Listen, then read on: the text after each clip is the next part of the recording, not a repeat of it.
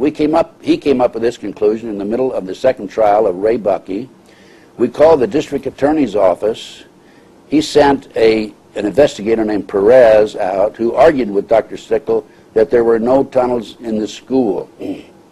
The authorities ignored the fact that we did find these tunnels. In other words, the children, in my opinion, were telling the truth. At least they were telling the truth about the tunnels. Now, other activity that the children claimed they were involved in or were exposed to were adults in robes chanting with candles. They talked about the burning and the sacrifice and the murder of babies in ceremonies, obviously a satanic ceremony. This is just a touch of what I've been involved in. I might also mention that in the late 1980s, I was actively involved in what's called the Franklin cover-up. This is a case where children were flown from Sioux City, Iowa to Washington, D.C. for sex orgies with congressmen, senators, and it goes all the way, at that time, up to the White House. And this case, again, was covered up. I've written letters to the Attorney General of the United States, to the Attorney General of the state of Nebraska, and documented this. And as a matter of fact, I have a report that contains details concerning this case, and it ties into an organization in Washington, D.C. known as the Finders. This is my report on the Finders. And this not only is documented out of my investigation with former State Senator John DeCamp, it's documented through U.S. Customs. In 1987, the Tallahassee Police Department received a phone call anonymously from an individual who said that there were two well-dressed men and a number of children in the park. The police went down, arrested the man, looked at the children. The children didn't even know how to use toilets or telephones. They traced the case to Washington, D.C. to the Finders. And in researching this, and as a result of the information furnished by the U.S. Customs agent, in fact, I have the U.S. Customs agent report here, it was noted that the Finders, an organization established in the early 1960s, was involved in kidnapping children. And I have the last paragraph of the last page of the Customs report in front of me. And let me just read this portion to you. This Customs agent arrived at the scene of the Finders on April the 2nd, 1987. And he was told by the Metropolitan Police officers who had conducted searches there through search warrants that the circumstances which indicated that the investigation into the activity of the Finders had become an internal CIA matter. The Metropolitan Police report has been classified secret and was not available for review. I was advised, this is the Customs agent, that the FBI had withdrawn from the investigation several weeks prior and that the FBI Foreign Counterintelligence Division, that's Division 5, had directed the Metropolitan Police Department not to advise the FBI Washington Field Office of anything that had transpired. The Washington Field Office is the investigative branch of the FBI in the Washington, D.C. area. So this was not only withheld from the public, it was also withheld from their own agents within the organization. The kidnappings of children, the missing children in this country, is a very serious matter. I have in front of me a July 1982 Reader's Digest article about missing children. And this article states that 100,000 children disappear every year and are never heard from again in the United States. Now, we're not talking about runaway teenagers. We're talking about 2, 3, 4-year-old children. I have personally made formal complaints to the FBI on this case on 6 occasions and been ignored. By the way, let me also show you a headline in the Washington Times, which is dated June 29, 1989. And this headline points out the homosexual probe ensnarls officials of Bush and Reagan. What better documentation do you need? Again, I have been ignored. And it's inconceivable that a person with my credibility a person who was at one time was one of the top executives in the FBI, would file a complaint with the FBI and be ignored. So we have a cover-up in Pearl Harbor, Jack Kennedy, Bobby Kennedy, Ruby Ridge, Waco, World Trade Center 93, Oklahoma City 95. We have 9/11 in 2001. And then I personally go out in the interim and during that same period and develop information about criminal activity that's taking place in this country, and I am ignored.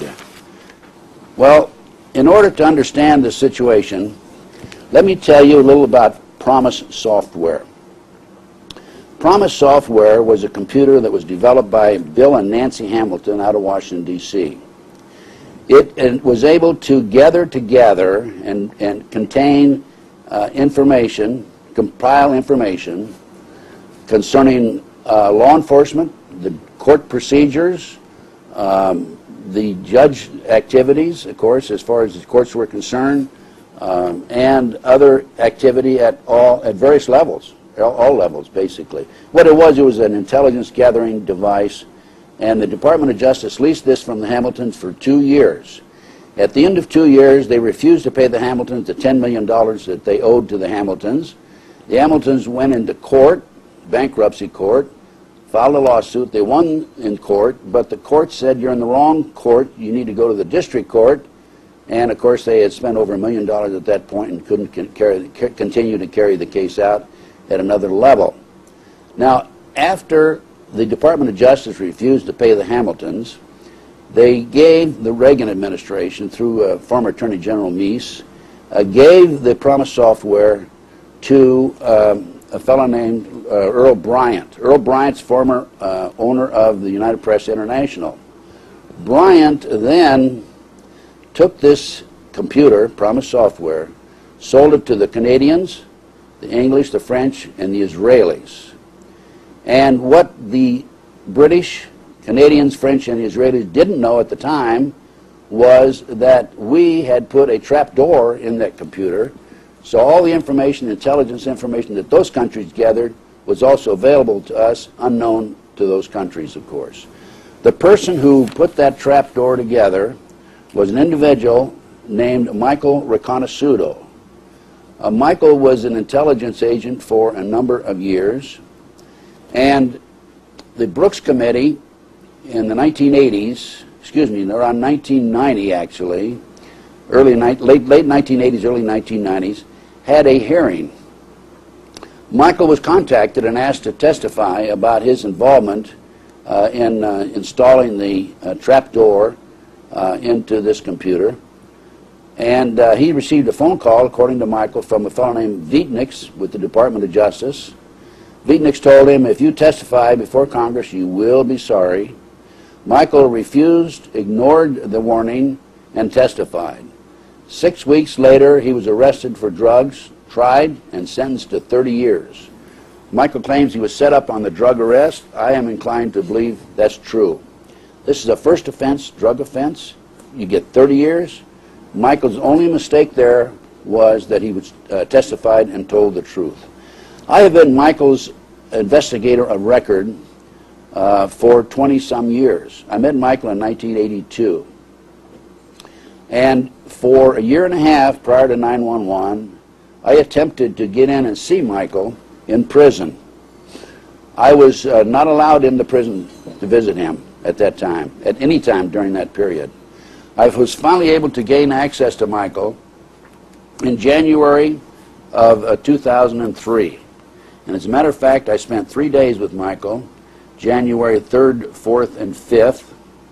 And Michael gave me information, and the reason he'd been trying to get to me and give me this information about his involvement, or his development, actually the development, not involvement, the development of information concerning terrorist activity in America.